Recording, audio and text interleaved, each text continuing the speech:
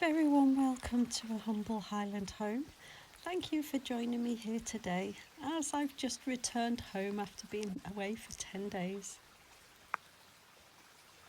This is my first venture into the garden since returning today. I'm very sure that Adam has done a lovely job of keeping everything watered in this hot spell. I do just wonder though how much of a jungle it is looking. The radish seeds that I planted before heading off have sprouted, and it looks like a slug has had a wee nibble whilst no one's been looking. I can see that most of our lettuce is about to go to seed, and it's crowding everything out, really pushing on that netting.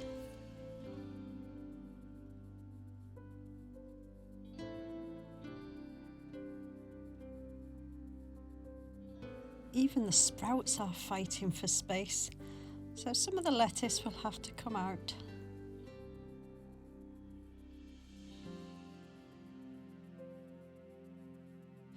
And whilst the weather has been incredibly hot, some of the sprout plants have also gone to seed, but I will leave the cover off for a while to provide a fine nectar feast for our pollinators. I've tried to make the absolute best of the growing space in the garden this year, but knowing that we were going to be putting up the polytunnel and then working on the outdoor growing areas. But growing and developing the garden at the same time can come with its challenges. So as I'm walking around the garden, I'm slowly observing and making a plan of what needs to be done now and what can wait. A lot of the flowers are either in full bloom or getting ready to show off in all its glory. Some need a few dead heads removing, which will encourage some new growth and some more flowers. The rhubarb is looking really healthy, and it will be left to strengthen the crown as this is its first year, so gently does it this time. A small but significant harvest in year one.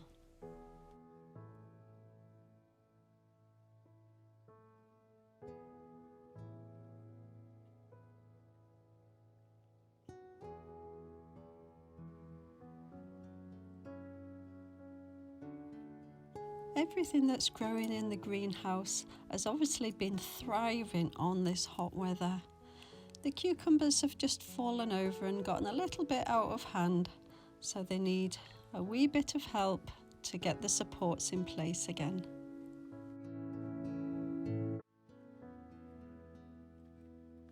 I think the biggest difference I see is in the polytunnel. With the tomato plants, they have just taken over.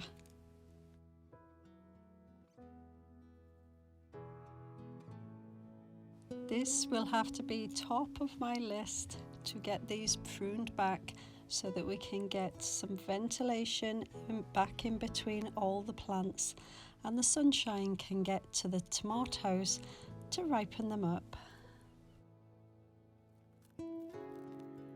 This poor courgette has not had full pollination, so it started to go rotten at the end.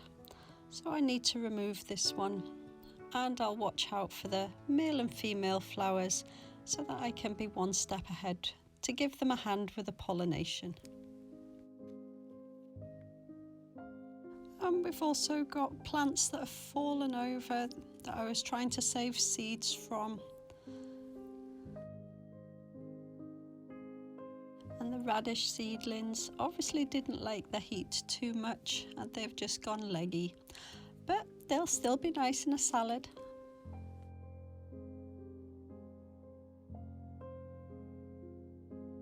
Lots of tidying up to do in here, but all in good time. The purple sprouting broccoli and the beetroot seem to be getting on well.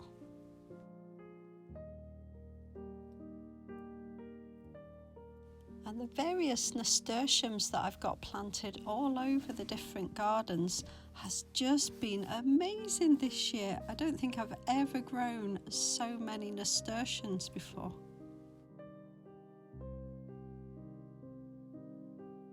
I'll be checking all the plants that I've left to go to seed, and also all the plants that I've been propagating to see how they've been getting on. Saving seed allows me to plan for next year. It saves me money and it also increases our food security.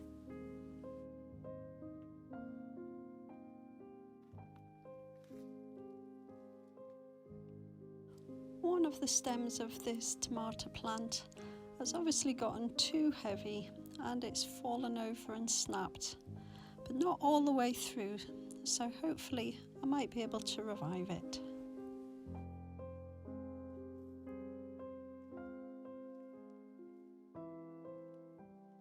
The peas and beans temporary structure is just a mass of colour, with the sweet peas growing in between the peas and the beans. I wish you could smell the sweet peas, they're absolutely beautiful.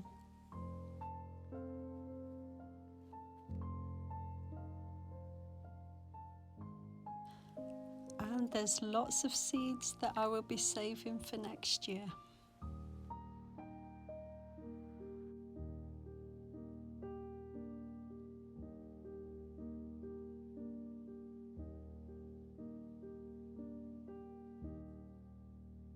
Even the celery, which is growing at the base of the peas and the beans, is lush in colour and growing really well.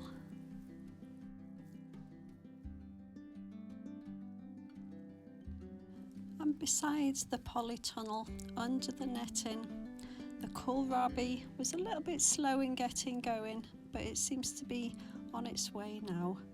But the green and the red cabbage have just absolutely taken off. I've definitely planted them far too close together, but to preserve water I will take some of the outside leaves off. Unfortunately, the cauliflower didn't do very much this year.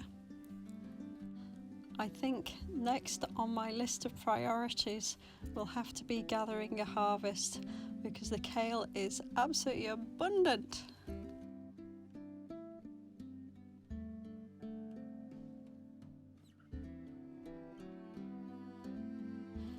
A lot of the broccoli has now gone to seed, so I need to take the covers off so that we can let the pollinators enjoy the flowers.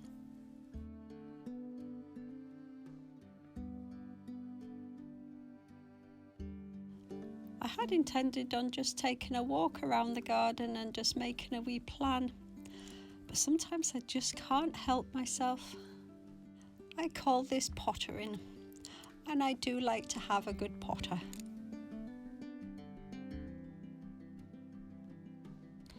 And the amount of times I come into the garden and I end up picking some food without a container, and I have to use the base of my shirt to wrap them in before taking them into the kitchen.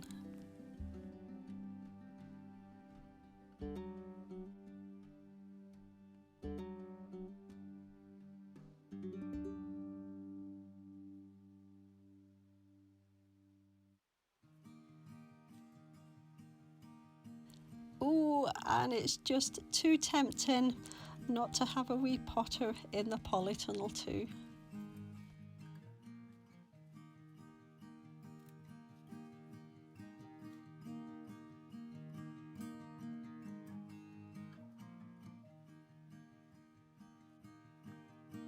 Thank you for joining me for this wee catch up in the garden after my time away.